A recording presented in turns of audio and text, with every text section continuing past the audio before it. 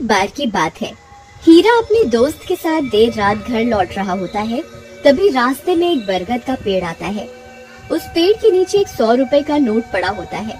उसे देखकर हीरा खुश हो जाता है। अरे वाह वाह वाह, आज तो लॉटरी लग गई। रामू भाई वो देखो 100 रुपए का नोट। फिर हीरा वो पैसे उठा लेता है। तभी उन्हें पेड़ में से अजीब सी आवाज आती है।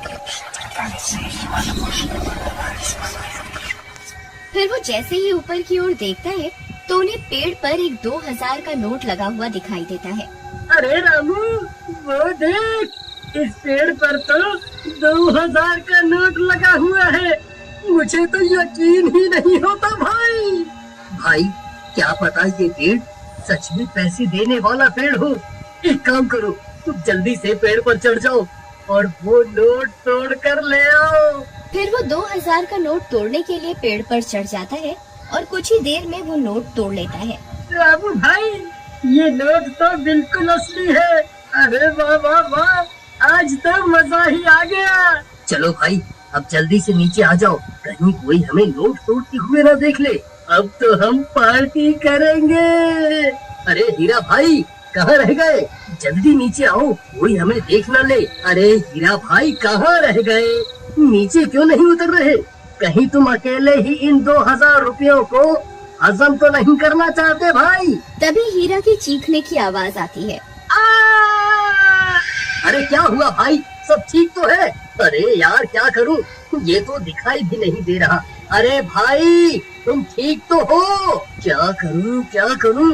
हाँ, मुझे ही ऊपर जाकर देखना होगा ये आखिर माजरा क्या है। फिर रामू भी पेड़ पर चढ़ने लगता है। तभी पेड़ से किसी के गुर्राने की आवाज आती है। रामू वहीं रुक जाता है। आई मम्मी, ये कैसी आवाज है? अरे कमबख्त हीरा, ये कैसी डरावनी आवाजें निकाल रहा है। मुझे पता है तू अकेला ही इन 2000 रुपयों को हजम करना चाहता है।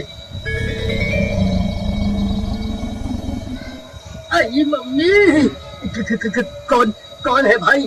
अरे हीरा तेरा नाश मिटे कमबख्त, तुझे क्या लगता है तू मुझे यूं डरा कर 2000 रुपए हजम कर जाएगा?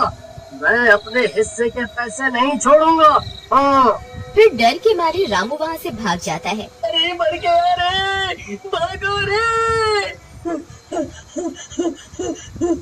सुबह होने पर रामू सीधा हीरा के घर हिस्से के पैसे लेने पहुँच जाता है। ये हीरा दरवाजा खोल, मैं अपने हिस्से के पैसे लेने आ गया।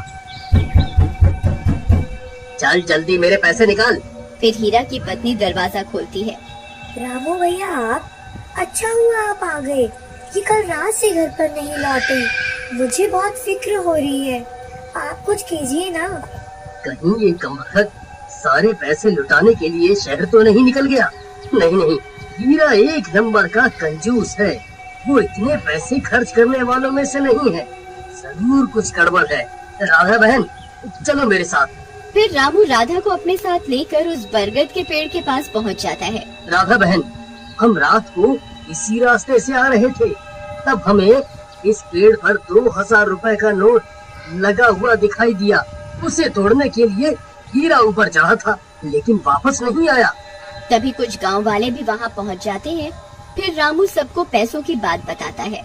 अरे भाई हरिया, जरा पेड़ पर चढ़कर तो देख, हीरा भाई वहाँ है या नहीं? फिर हरिया पेड़ पर चढ़ जाता है और बहुत देर ढूंढने पर भी उसे हीरा का कोई नामो निशान नहीं मिलता। भाई यहाँ ऊपर कोई आदमी नहीं है। ये कैसे हो सकता है? हीरा तो नीचे भी नहीं उतरा। फिर हीरा गया तो गया कहाँ?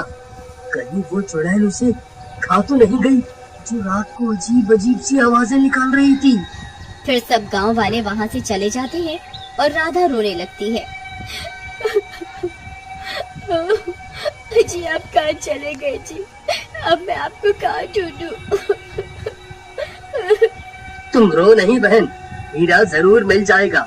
हम रात होने पर यहाँ दोबारा आएंगे। फिर वे दोनों भी वहाँ से चले